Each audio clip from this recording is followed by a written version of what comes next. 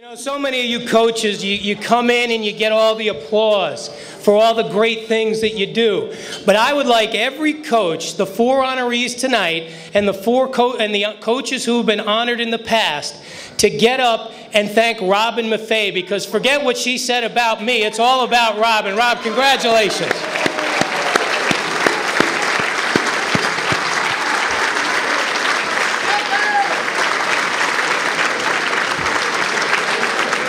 Rob, she is absolutely the best. She's a better coach than all the great coaches in this room. And, you know, my buddy Frank Archimone was a little younger than me, grew up in Norwalk, Connecticut, and he just said, man, Mike, you got the greatest job in the world.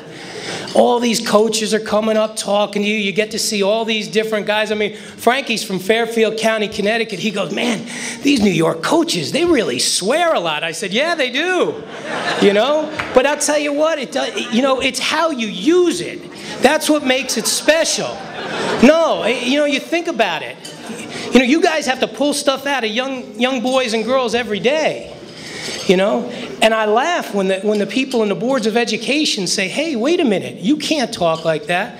Well, obviously, you've never played in a game or you've never been on a sports team, because a well-placed one works well. You know, too much political correctness is never a good thing. It's never a good thing.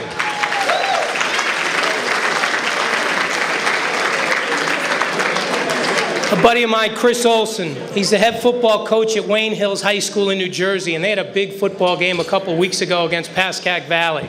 I guarantee you I can talk over every one of you here with this microphone, so we're either going to be quiet or I got a lot of time because I had a hell of a day, so I'll bring it right now.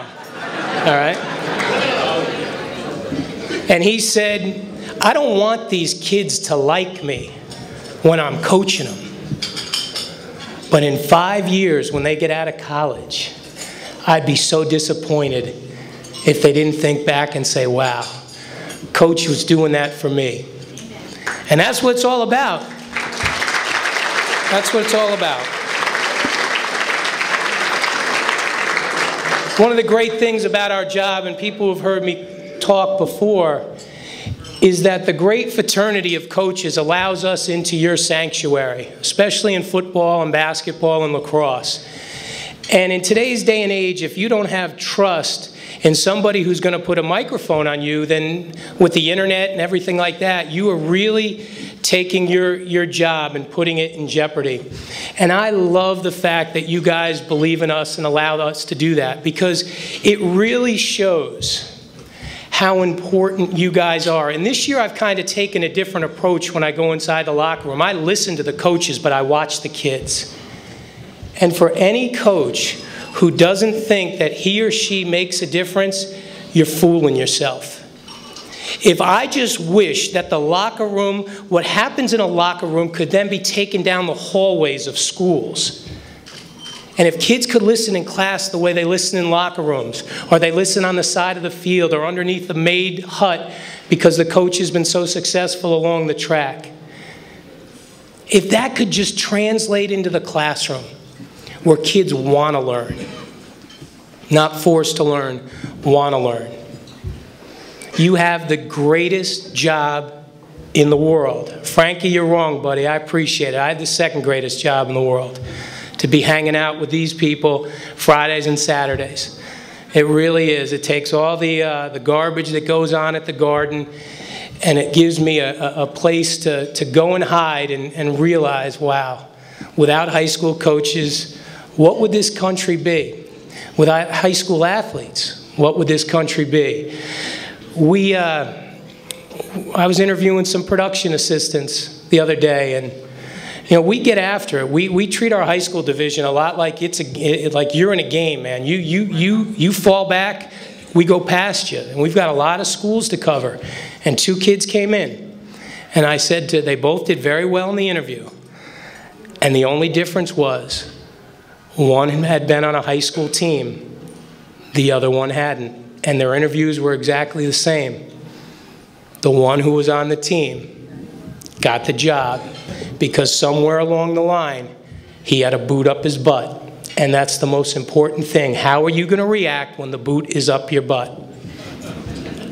And I know this kid will be great.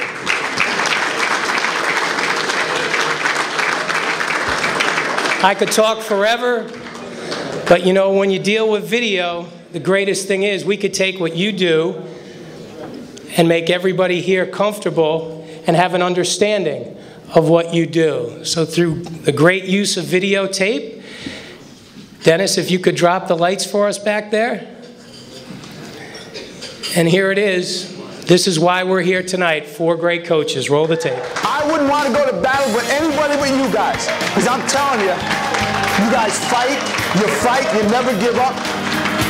These are the days. We play in these type of games all the time. We're White Plains. You got to remember to stay in your pride and be proud of us.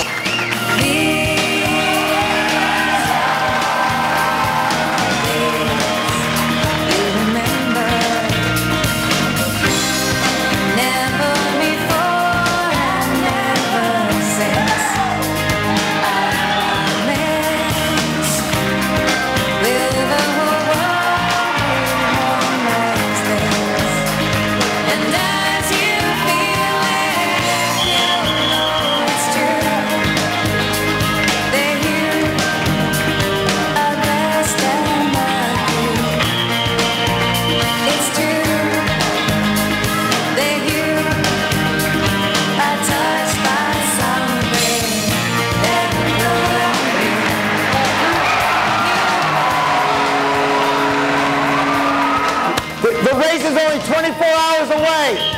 It's a good feeling being ready for this. These are days you'll remember when May is rushing over with desire to be part of the miracles you see. In every hour, you know it's true that you are blessed and lucky. It's true that you are touched by something that'll go and bloom in you. They had a goal to go out and win the section title and to go out and win the state title, and they came through, they did it. These are the days. These are the days you might fill with laughter until you break. These days you might feel a shaft of light make its way across your face. And when you do, you know how it was meant to be. See the signs, know them remain. It's true. You know how it was meant to be. Read the signs and know they're speaking to you,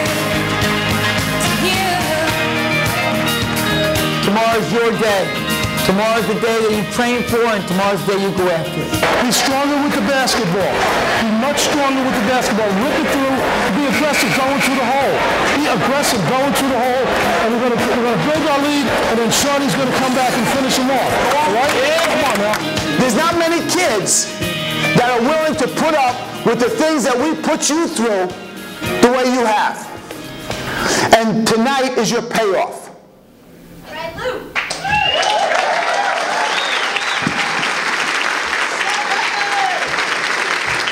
Well, hell, Dan, how about putting the lights back on? Sleep nights, Coach. Come on. Well, I'll tell you what. We've done this a long time. There has never been an audience that talked back to the TV the way you guys did. You were terrific. That was very nice.